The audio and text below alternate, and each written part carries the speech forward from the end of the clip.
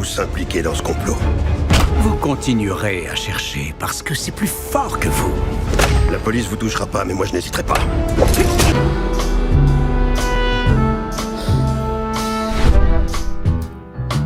Bonjour tout le monde, bienvenue pour cette nouvelle vidéo critique dans laquelle aujourd'hui nous allons parler de Marlowe, un film.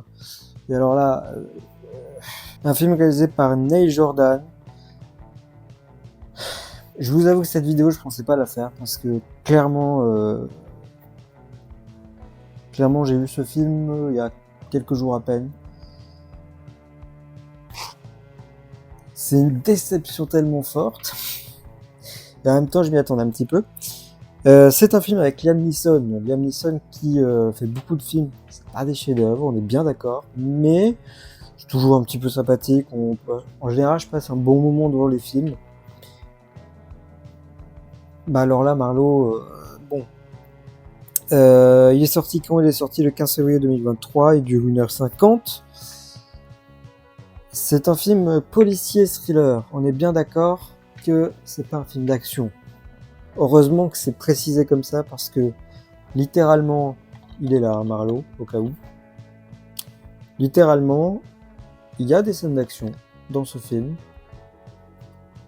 Maximum, et je n'exagère pas du tout, maximum le temps de durée d'une scène d'action, 15 secondes.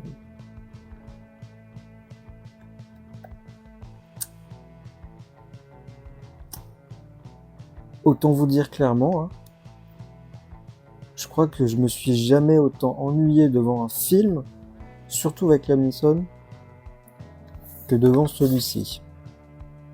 C'est une cata. Je ne peux pas vous le dire autrement.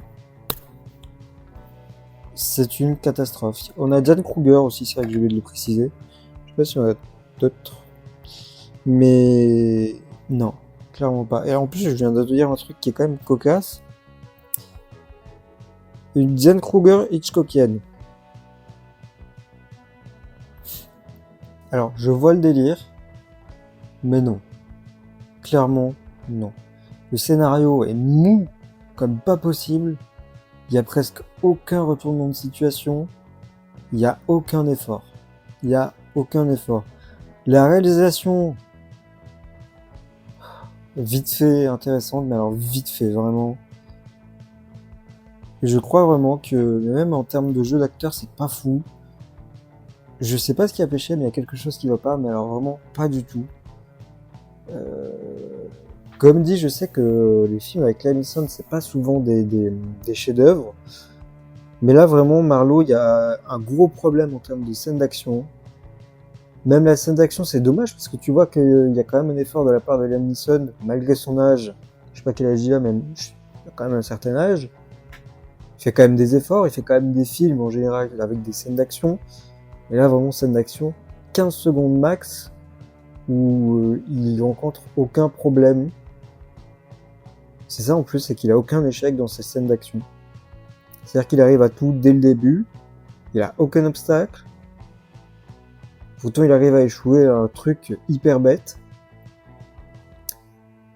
Vraiment, c'est le pire film de Liam Neeson que j'ai vu. Et c'est l'un des pires films d'action, film noir, film policier, film thriller.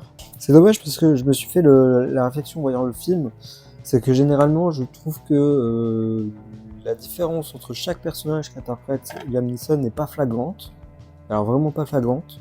Il y en a des acteurs comme ça, c'est une comparaison très douteuse, mais je vais quand même la faire. C'est comme Christian Clavier. Il est bien, hein, l'acteur. Il est bien. Mais je ne vois pas la différence de jeu d'acteur entre tous ces films. Liam Neeson, c'est un peu pareil, sauf que dans ce film, c'est un petit peu le contraire. J'ai vu un autre Liam Neeson, une autre facette. Après, on le reconnaît de A à Z. Disons que c'est vraiment dans sa façon de faire, dans sa façon peut-être de regarder, ça se joue peut-être dans le regard, mais il y a une différence par rapport à d'autres films. Et c'est dommage que ça se fasse dans ce film-là, quoi. Même Agatha Christie fait quand même beaucoup mieux, hein. Là, c'en est très très loin d'un niveau d'Agatha Christie. Je vous dis vraiment, le scénario, il y a rien, il est vide. Le scénario est extrêmement vide, il n'y a pas de tension, il n'y a pas... Tu ne ressens rien devant le film, il n'y a rien d'intéressant, il n'y a pas du tout de retournement de situation quand même. Dans un film policier, tu as une intrigue, et ce qui est intéressant, c'est d'avoir des retournements de situation. Quelque chose, tu ne t'y attends pas. Le max, vraiment, en termes de retournement de situation, c'est que la femme qui fait appel à ce détective Marlowe, elle lui a indiqué une fausse raison pour laquelle elle a appelé pour chercher une personne. Elle a prétendu que cette personne avait disparu et qu'elle voulait qu'il la retrouve. Et en fait, c'était pas juste pour la retrouver, c'était pour la tuer, cette personne. C'est tout. Fin. Voilà, mais sinon ça va, hein. J'ai pas du tout passé un bon moment. Je pourrais pas vous dire le contraire, donc voilà. Bah écoutez, on va s'arrêter là. Merci d'avoir regardé cette vidéo. Si jamais vous avez vu le film, dites-moi votre avis.